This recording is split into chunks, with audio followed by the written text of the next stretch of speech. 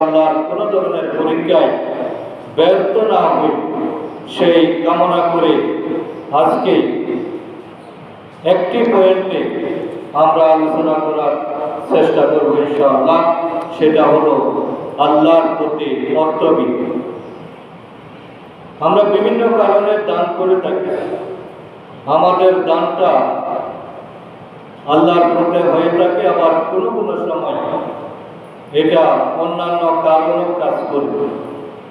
এজন্য দানের প্রকারভেদগুলো আমাদের প্রথমে জানা দরকার, এবং এই দান করার কথা আল্লাহ কেন বলেছেন। আল্লাহ তাআলা দান করার শব্দ ব্যবহার করতে গিয়ে ইনফাক শব্দটা ব্যবহার করেছেন। ইনফাক শব্দটার মূল শব্দ হলো নেফাক, যেটার অর্থ হলো সুরঙ্গ। যে পথের দুই দিকেই খোলা থাকে, একদিক দিয়ে প্রবেশ করে আরেক দিক দিয়ে বের হয়, এইরকম পথকে সুরঙ্গ বলা হয়। আল্লাহ তাআলা নেফাক বা ইনফাক শব্দ দিয়ে এটা বোঝাতে চান যে আমাদের মাল সম্পদ এগুলো একদিকে আয় হবে, আবার অন্যদিকে ব্যয় হবে। এটাই হলো নিয়ম। এটা শুধু আয় হবে আর ব্যয়ের রাস্তা বন্ধ থাকবে। এই জন্য আল্লাহ তাআলা মানুষকে সম্পদ দেন নাই। সম্পদের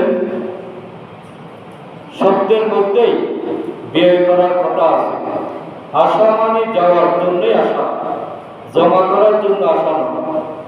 এবং আল্লাহ তাআলা কোরআন কারীমে দুই জায়গায় ফি সাবিলিল্লাহ শব্দটা ব্যবহার করেছেন।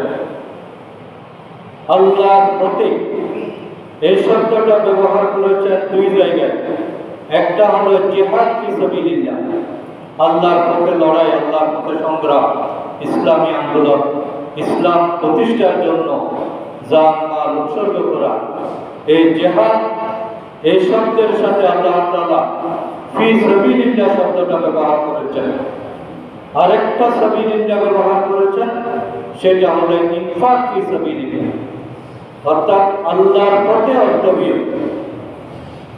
অর্থব্যয়টা যেমন আল্লাহর পথে হতে হবে, জিহাদটাও হতে হবে আল্লাহর পথে। কিন্তু অন্য কোনো আমলের ক্ষেত্রে আল্লাহ তাআলা সাবিলিল্লাহ শব্দটা বলেন নাই। যে জিহাদ এবং ইনফাক এই দুটির মধ্যে মানুষের নিয়তের গণ্ডগোল থাকে। মানুষ দুনিয়াবী বিভিন্ন কারণে এই দুই আমলের সাথে যুক্ত হয়। এই জন্য আল্লাহ তাআলা এখানে